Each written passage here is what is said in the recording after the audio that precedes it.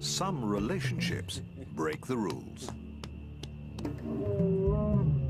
Territorial and terrifyingly strong, lions don't usually accept people into their pride.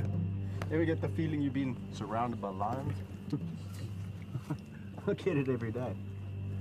Kevin Richardson seems to have a dream job, looking after lions and other animals that have come to accept him as one of the pride. But there's feuding and fighting when new arrivals send fur flying, and a deadly battle for dominance in another family leaves an orphan on his own. As the park that's become a refuge for the most vulnerable faces financial ruin. I would hate nothing more than to see this place go and the animals in it. It's my life and soul.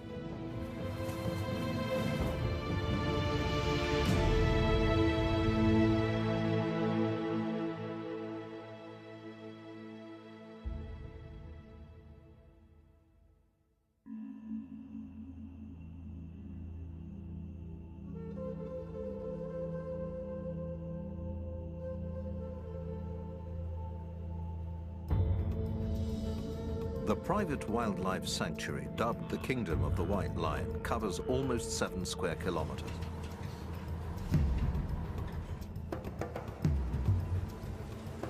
It's home to leopards,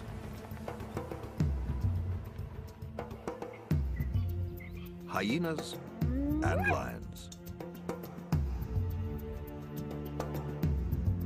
One of the largest and most impressive prides in the park is dubbed the Big Kings.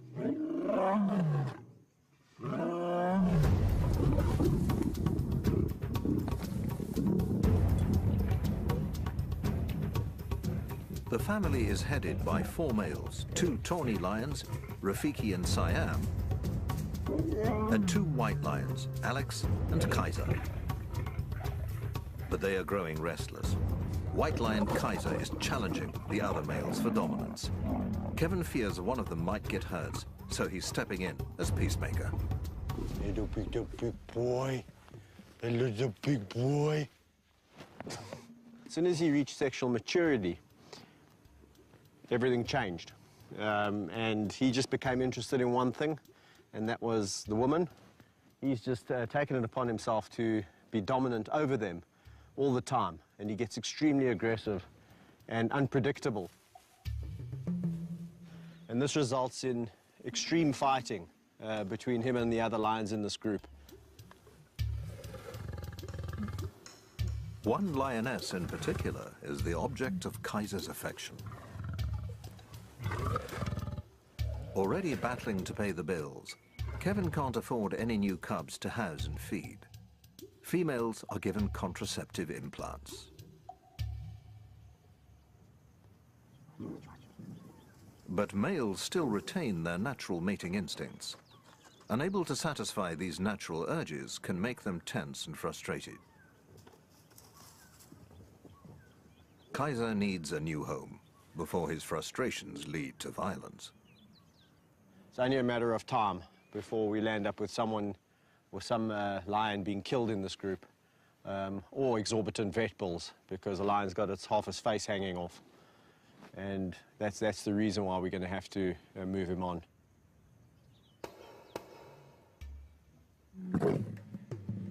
All of Kevin's 38 lions have been bred in captivity. 7 of them are rare white lions, identical to their tawny relatives except for their coloring. But keeping so many big predators is expensive. To run a park of this nature, you are looking in the region of around about $15,000 to $20,000 a month. And that's just maintenance, anti-poaching patrols, staff, keeping the electric fences clean. You got your little magic pliers. You know, feeding the lions, watering the lions, making sure they've got proper veterinary health care. They've been de-ticked. Vehicles, petrol, fetching food. It's a big job. People don't realize what a mammoth job it is, taking on looking after a lot of lions, not just one lion. It's, a lot of mouths to feed. Kevin helped to set up the park as a giant film set for a movie about a white lion. It was his job to look after all the animals on set.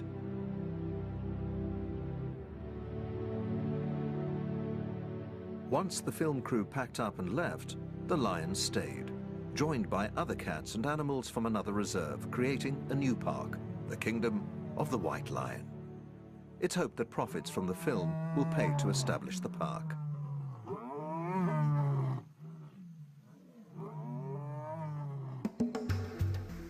Managing the reserve is a full-time job that includes caring for animals from the time they're born.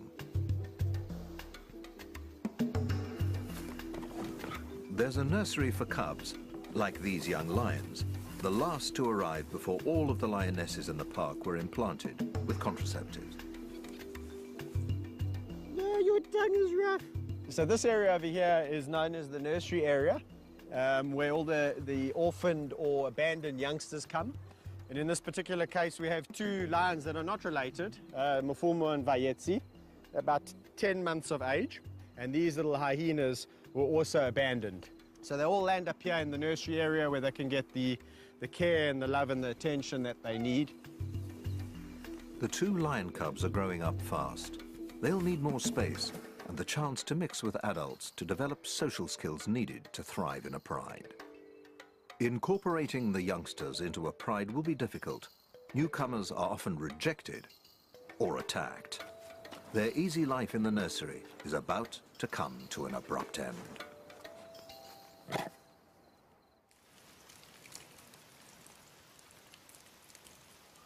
Such care costs money, around £12,000 a month. Kevin and his backers need the White Lion film that was shot here to make money.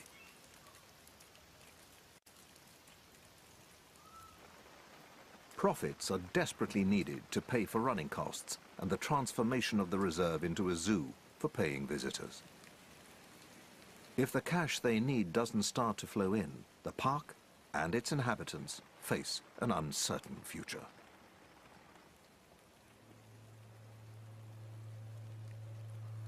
Bandit, you're heavy, my buddy. If the film, for whatever reason now doesn't get out there, the consequences are that the park might have to shut down and we might be having to find homes for 37 lions, 20-odd hyena and the rest of the animals that live here. Well, it would be all for naught, my life's work, if that happened. And yeah, I can't even begin to imagine that. So what do you think? Having started a family of their own, Kevin and his wife Mandy have gambled everything on the success of the White Lion project. They hope baby Tyler will one day inherit a thriving business built on conservation. Behind the scenes, obviously running a park of this magnitude, and it's a constant worry for us because if we don't find the income and keep things going, then what happens to the animals, which is obviously, Kevin, my #1 priority.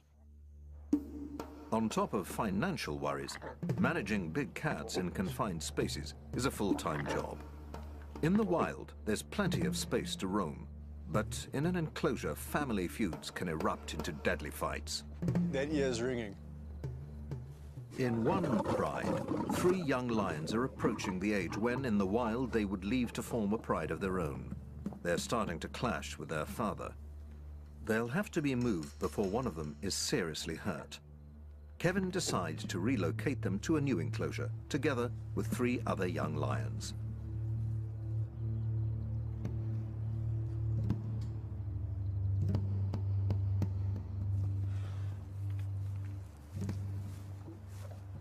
Having hand-raised and spent intimate time with all of his big cats, Kevin has a good insight into which of them should get along together.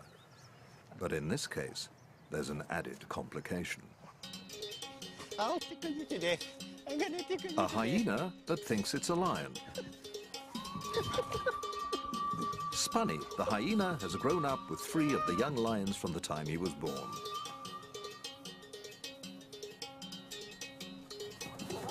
Lions and hyenas are usually considered to be arch rivals that will attack each other at any opportunity.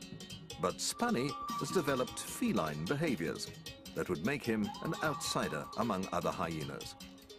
He'll stay in the pride where he's long been accepted as an honorary lion.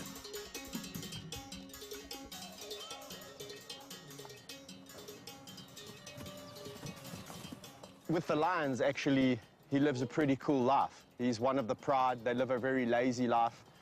They're both very social animals. Best of mates, in fact.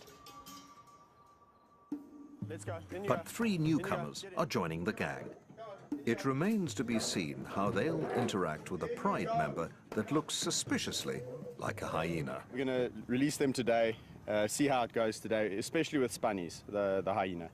And depending how it goes by 2 o'clock, 2 o'clock's the feeding time. If it's all going well, we'll feed them together. If we suspect that it's a little bit awkward and things aren't going so well, then we'll maybe remove them and take them back.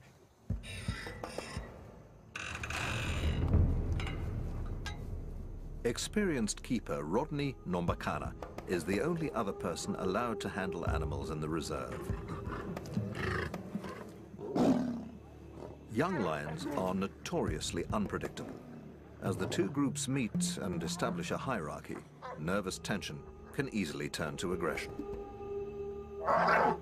When they fight like that, and I mean, it makes a lot of noise, and to a human being it seems very scary. But to lions with their thick skin and all of that, just a wah, wah, wah, wah, wah, they immediately are showing who's more dominant than the next. One group lays low, while the other three lions and Spunny the hyena look to Kevin for reassurance. So at the moment, we're in a bit of a apartheid situation.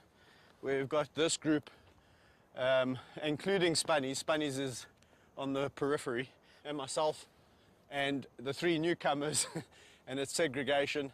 But it's gone really well. I'm really happy about it. There's been a little bit of nose touching and that kind of interaction. No aggression from either side. The two groups soon integrate and start to make friends. That's fantastic. Even Spunny finds his place in the new pride. Hyena wins. But the real test is still to come. Feeding time will determine whether the new group can coexist peacefully, or whether a battle for a best morsel will descend into sectarian war.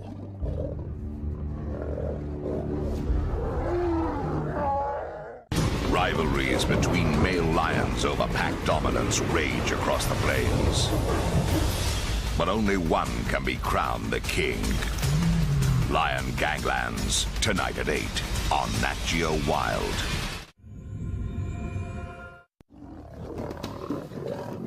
It's feeding time for a new pride nicknamed the Terrible Teens, and an ultimate test of whether the two groups that have only just moved in together can get along.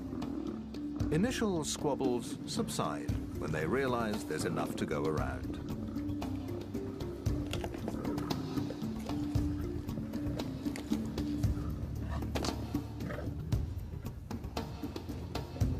Bizarrely, the new pride includes Spunny the hyena, raised with lions since birth.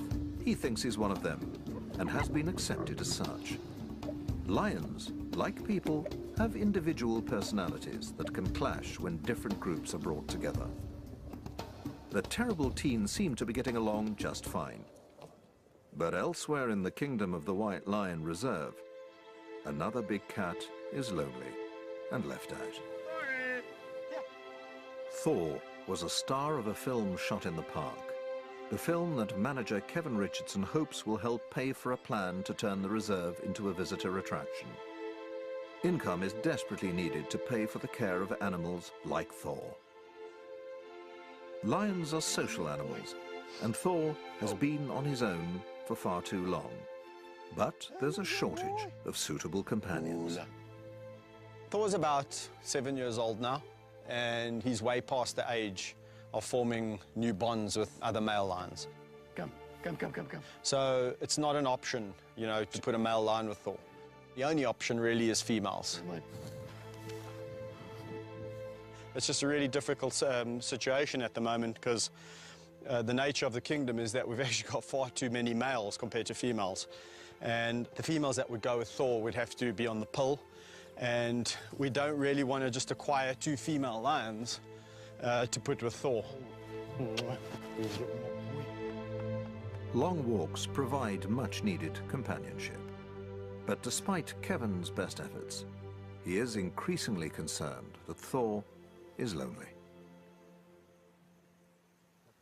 When the days go by and I've had a busy week, the only lion that really is in the back of my mind is old Thor, because I know he definitely needs some love and attention.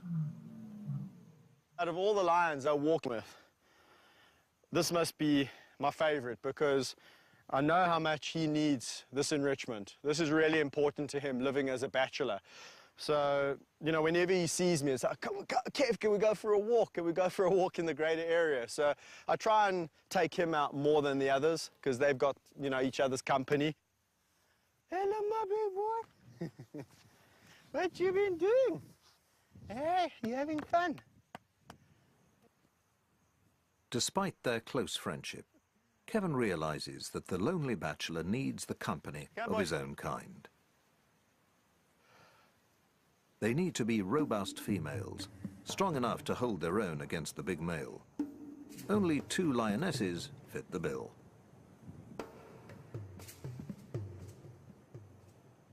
But they're already part of a stable pride, and there's no guarantee they'll get along with the temperamental Thor.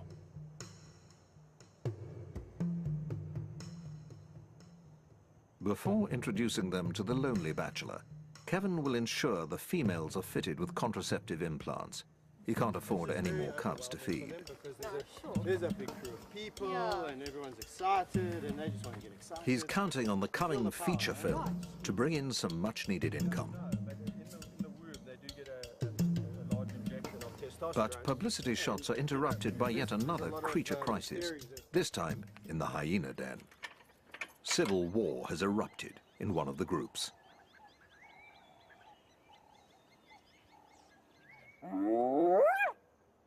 Hyenas live in matriarchal clans, ruled by females.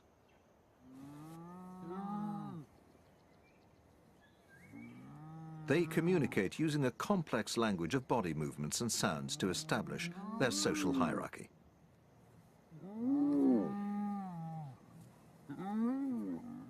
Males are lowest in the social rank. In the warring clan, a mother is fighting with a daughter that's challenging her position as a dominant female.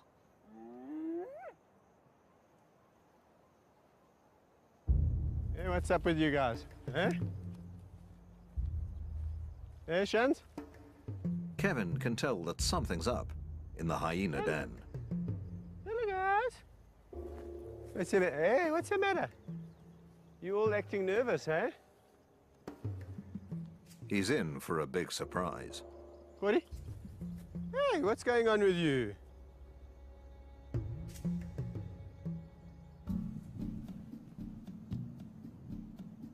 The dominant mother of the hyena clan is nowhere to be seen. Where's Gina? She in the den? She's usually first to the fence to greet Kevin, but not today. We're all acting very strange. I guarantee you something's up. Eh? Given the battle brewing between mother and daughter, he investigates the den. And there's a big surprise in store. What the? He's got some cubs. There's 3. She's got 3. This is very, very unusual. Hey, my girl. This is the first time she's had 3. I feel like a little kid on Christmas. I want to go wait to unwrap my present. This is amazing because she's actually very calm. Gina's a very protective mother. In fact, ferociously so. You could imagine she will protect these cubs at all costs. Newborn hyena cubs are vulnerable to a deadly threat within their own clan. Babies are often cannibalized by rival adults and even their own siblings. Kevin will need to keep a close eye on them.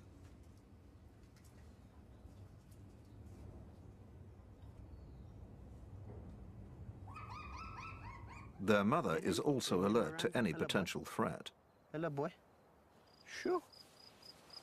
Hey, Mommy doesn't want me to come too close. Nice, nice, nice, nice, nice. Sure. That's nice. That's nice. Mom and Dad. Turned out to be an awesome day. For Kevin, one of the biggest rewards is watching young animals mature into adults.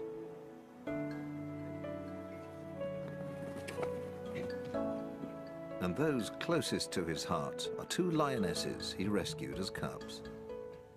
Well, over here we have Meg and Amy, probably two lionesses that I'll never have a better relationship with. Our love affair started pretty much 8 years ago when Mom abandoned them. Oh, really? They probably weigh in at about 180 kilograms each.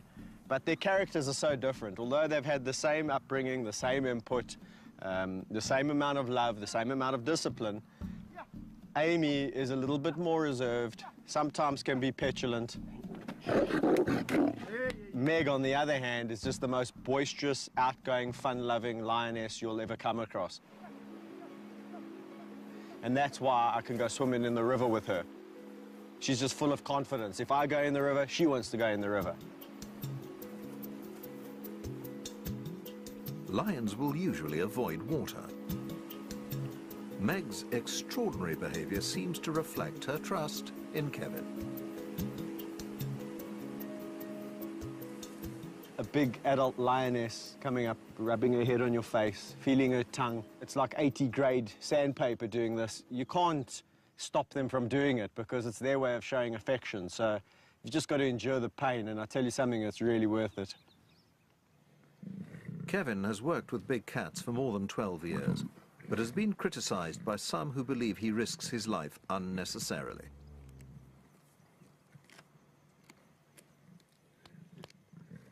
Yeah, I get criticized all the time for the way I interact with the lions. You know, a lot of people say, do you really need to interact with them that intensely? And, you know, it's the only way I really know. But Kevin believes his intimate approach to big cats, from the time they're cubs, is key to his success. He claims he can read their moods and personalities, what they like and dislike. He won't interact with any lions he doesn't know.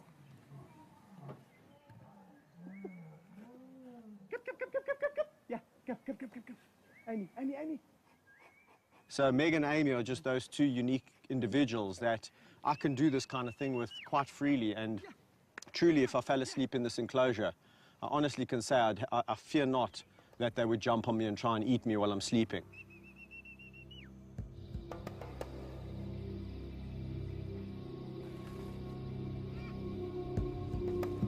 It's something he wouldn't dare to attempt with wild lions, assuming he could find any in the first place. Wild populations have declined by 80% in less than 30 years. It's estimated that there are only 25,000 left. White lions are the rarest of all and can only be found in a small region of South Africa. Kevin has been invited to discover why there are so few white lions left in the wild.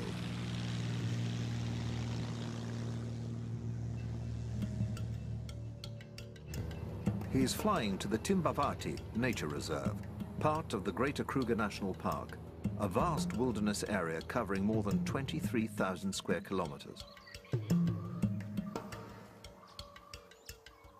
Only 11 white lion births have been recorded in the last 5 years, and of those, only 3 are thought to have survived.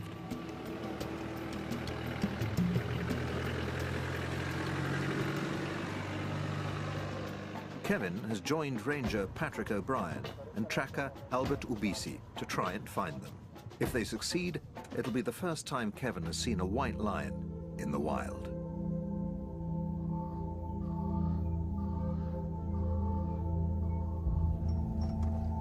So, yeah, we're not far now. We've been tracking the lions for some time now. And we know it's the group that we're looking for because we can see the adult females and we can also see the cub spur.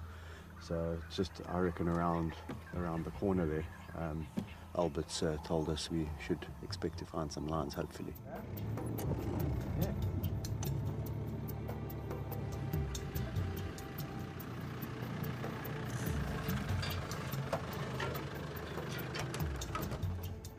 Sure enough, Kevin is rewarded with his first sighting of the rarest lions in the world.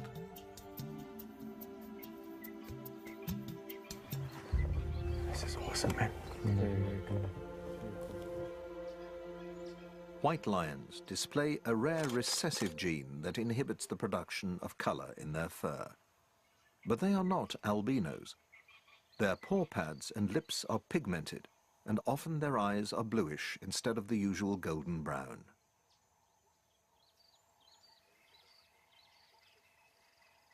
This rare gene is also carried by normal tawny lions in the region. But all lions must fight to stay alive in the wild, and the odds of survival are slim. Only around 1 in 5 survive to the age of 2. One of the greatest threats comes from dominant males that try to kill any rival's offspring. But I mean, that just goes to highlight how difficult it is for the white to survive. I mean, we know mortality in lions is high. That's correct, yeah. But I mean, the fact that these lions have made it to 14 months, that's yeah, a really, it's really done very well, good yeah. sign.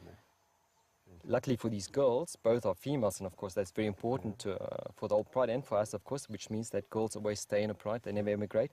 Of course, lionesses are the core foundation of a pride, and with these 2 girls staying in the pride, that just means that, of course, it's going to be great in the future to see these 2 girls grow up and become adults. Isn't that going to be fantastic? Eh? Can you imagine, yeah, coming here in 2 or 3 years from now and seeing these massive adult white lions hunting? I'm going to be back, I'll tell you that much. I will be back. Very impressive. Captive white lions, like those in Kevin's protected reserve, obviously have far better chances of survival. He believes the best way of ensuring their survival in the wild is to conserve the dwindling tawny lion population that carries the white gene. As you know, at the Kingdom, several white lions that I work with, and I've always just been maintaining that we should be conserving the tawny gene in this area specifically. And, you know, when I was told that these cubs were born, I was like, you see, I mean, that just goes to prove that there's tawnies carrying the gene. You know, both mothers are tawny, and that clearly indicates that, you know, you don't have to be a white lioness to produce white cubs. And there's a very good chance, and maybe that white gene is a lot more prevalent than what we actually think it is. And even more reason to be protecting these tawnies in this area. Exactly, and this is what's so important about this area, is the fact, you know, this is the only place that they are naturally still found. Yeah. The trip has given Kevin time to reflect on the role he'd like his reserve to play in lion conservation. If he can transform the park into a public attraction, he hopes it will help inspire people to support conservation. But he needs money to do it, and that depends on the success of a feature film.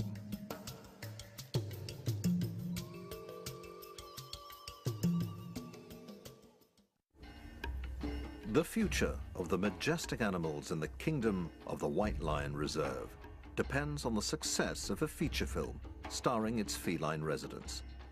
Manager Kevin Richardson thinks nothing of play fighting with a quarter-ton lion. But public speaking is another matter, and he has to face the cameras to promote the film that's vital to the future of his beloved animals. Well, it's tricky because when you're working with animals that can eat you, you've got to be... 4 years in the making, it's hoped the film will make a profit that can be used to transform the park into an attraction for paying visitors. I'm not joking. I mean, the film took 4 years to make. And believe you me, when a lion doesn't want to do something, he doesn't. And you better listen to him. You better listen to him.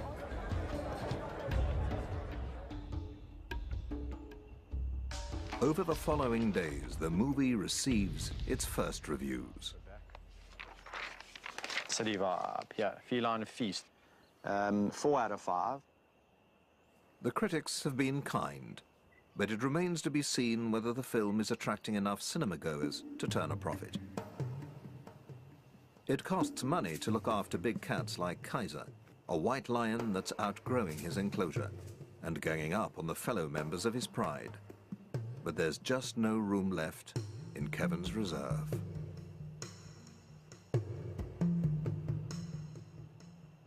A lion like Kaiser, obviously, we'd like to find him a really good home.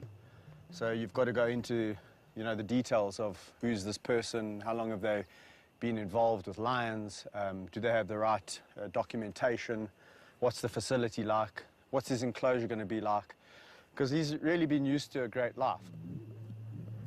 It could take months to find Kaiser a good home. Unscrupulous overbreeding of lions in South African parks and zoos means there are already too many big cats looking for homes. Some end up in so-called canned hunts, in which they are released to be pursued and shot by trophy hunters. Kevin simply won't allow that to happen to one of his cats.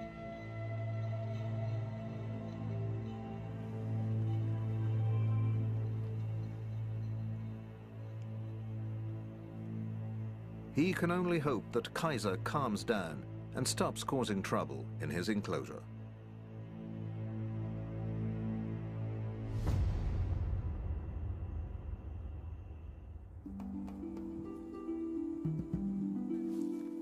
In the nursery, two cubs that have grown up together are fast approaching adolescence.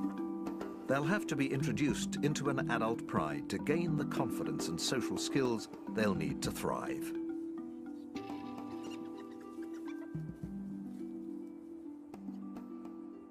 I'm a firm believer in cradle to grave, and for every animal that you hand raise, you really are responsible for his destiny. So if an animal has been taken away for whatever the reason, it's a lifetime commitment, and you've got to really figure out what's going to happen with that animal when it gets older. Yeah, boys. Come, Fumu. Come, boys. The cubs have a big week ahead of them. Let's go. Come. Come. Let's go. Come. Good boys. The plan is to gradually introduce the cubs to the adult members of their new pride, the so-called terrible teens. If the cubs were suddenly dumped into the deep end, fighting and serious injuries could result as the adults follow natural instincts to show the cubs who's boss.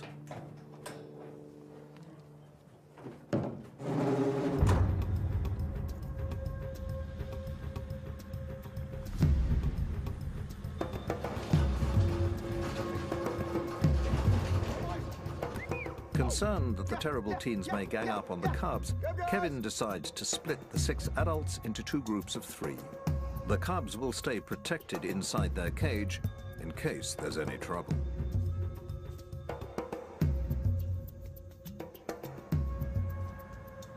I'm a little bit apprehensive because these 3 are notoriously aggressive, especially when it comes to lions, other lions that they don't know. But they speak a different language to us, so maybe they'll know something that we don't. Maybe Mafumo Mvayetsi, being smaller and younger, will just submit. If that happens, it's fantastic. If it doesn't, we'll have to conjure up another plan. Hello, boys. Oh, hello, boys. Oh, look. Come look. Nicely. Who's that? Look, they've been so nice and friendly.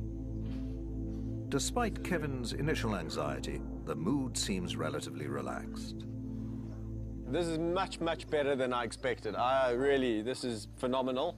There was like almost some form of, acknowledgement that we know we are a little bit weaker than you guys, you 3, we 2, we younger. So it was really, really good. Some new friends. Oh. It is so tempting to release Mafumo Mvayetsi with this group because it's gone so well. But in all the years of experience, I've realized one thing: overconfidence is a bad thing.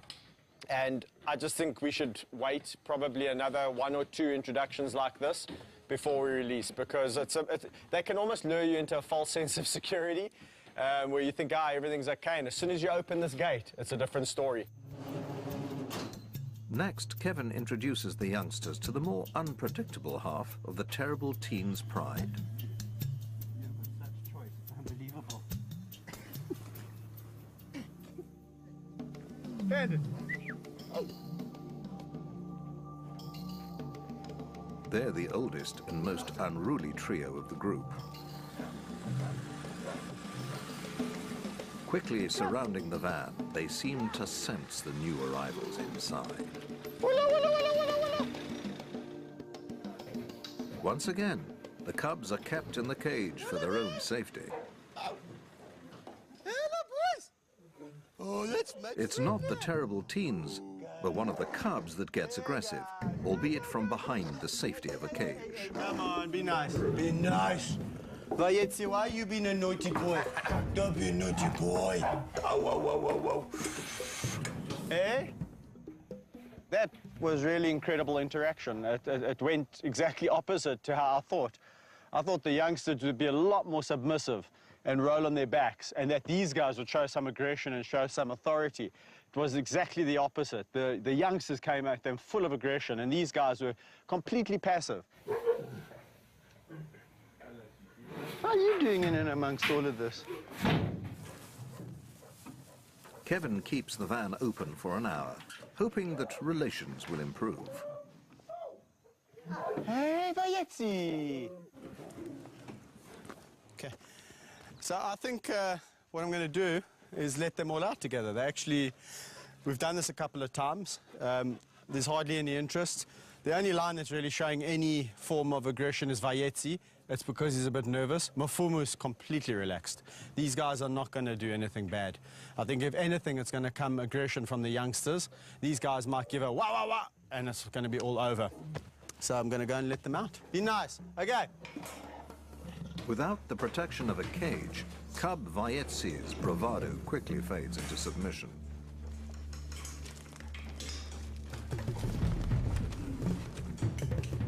The terrible teens immediately gang up on the youngster, and Kevin has no choice but to break up the fight with pepper spray. Stop, stop, stop, stop, stop, stop.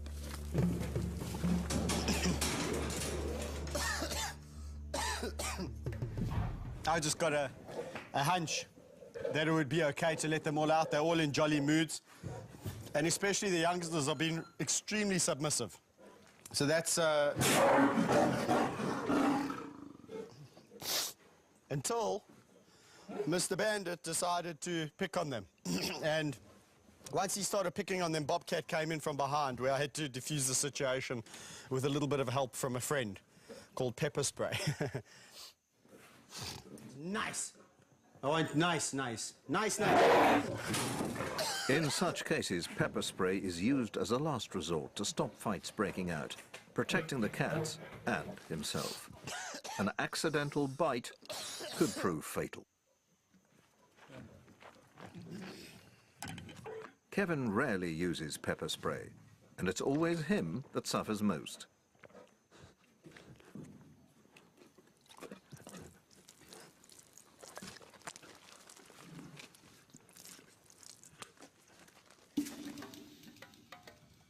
The terrible teens have lived up to their reputation. Introducing them to the cubs hasn't worked as well as he'd hoped.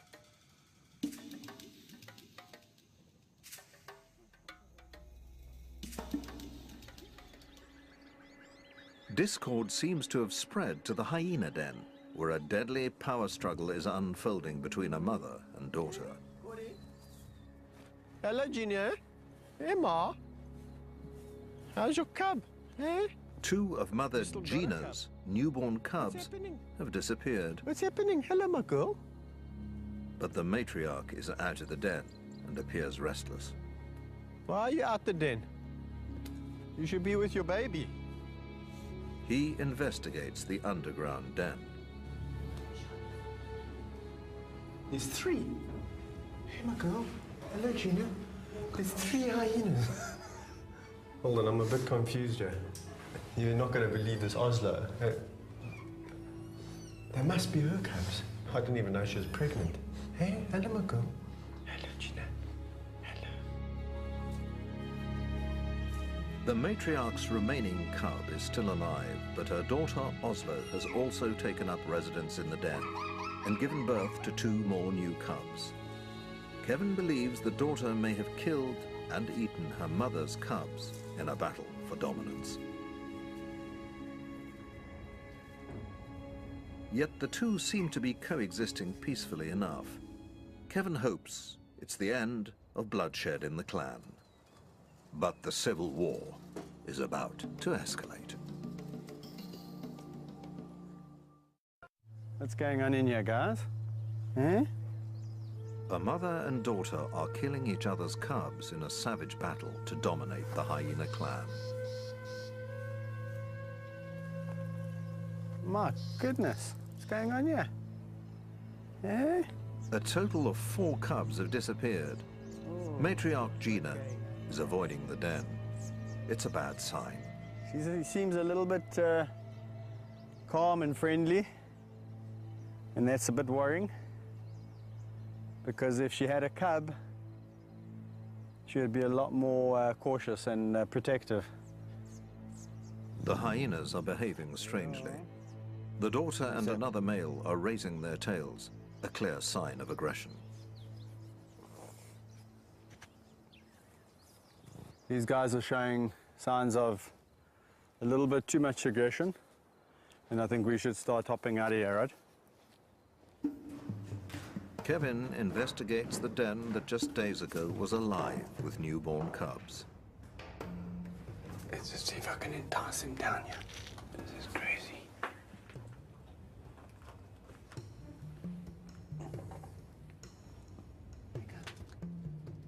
It seems that only one cub has survived the bloody family feud. If he leaves it be, chances are it too will be killed and eaten. There's definitely been some chaos on outside. I've looked everywhere, and I can't find the other 2 siblings. It looks like either Gina's probably come and killed one of Oslo's.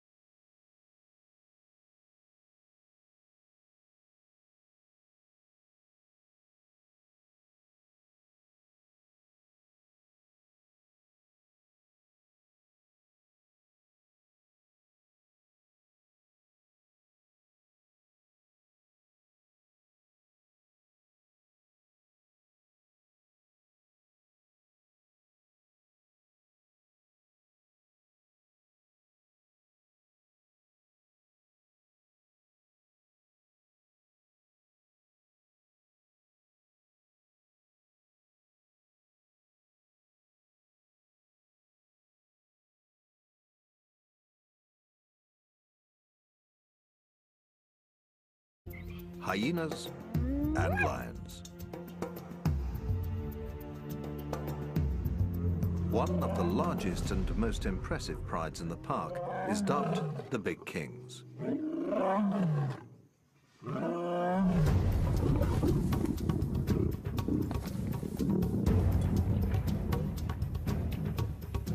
The family is headed by 4 males, 2 tawny lions, Rafiki and Siam, and 2 white lions, Alex and Kaiser.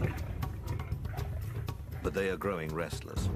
White lion Kaiser is challenging the other males for dominance. Kevin fears one of them might get hurt, so he's stepping in as peacemaker. Little big boy. A little big boy. As soon as he reached sexual maturity, Frustrated. Kaiser needs a new home before his frustrations lead to violence. it's only a matter of time before we land up with someone or some lion being killed in this group, or exorbitant vet bills because the lion's got half his face hanging off. And that's the reason why we're going to have to move him on.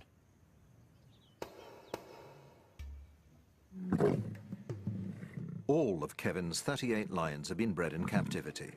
7 of them are rare white lions, identical to their tawny relatives except for their coloring. But keeping so many big predators is expensive. To run a park of this nature, you are looking in the region of around about... Vulnerable faces financial ruin. I would hate nothing more than to see this place go and the animals in it. It's my life and soul.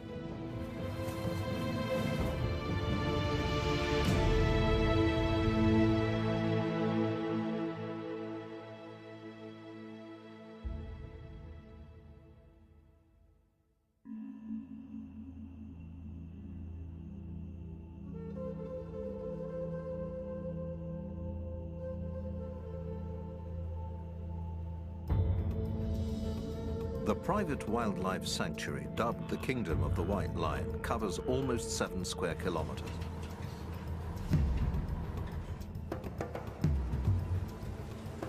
It's home to leopards,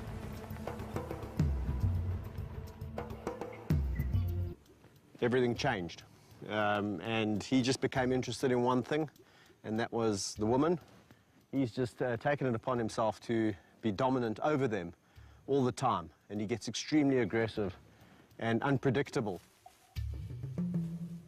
And this results in extreme fighting between him and the other lions in this group. One lioness in particular is the object of Kaiser's affection. Already battling to pay the bills, Kevin can't afford any new cubs to house and feed. Females are given contraceptive implants. But males still retain their natural mating instincts. Unable to satisfy these natural urges can make them tense and some relationships break the rules. Territorial and terrifyingly strong, lions don't usually accept people into their pride. Ever get the feeling you've been surrounded by lions? I get it every day. Kevin Richardson seems to have a dream job, looking after lions and other animals that have come to accept him as one of the pride. But there's feuding and fighting when new arrivals send fur flying, and a deadly battle for dominance in another family leaves an orphan on his own. As the park that's become a refuge for the most vulnerable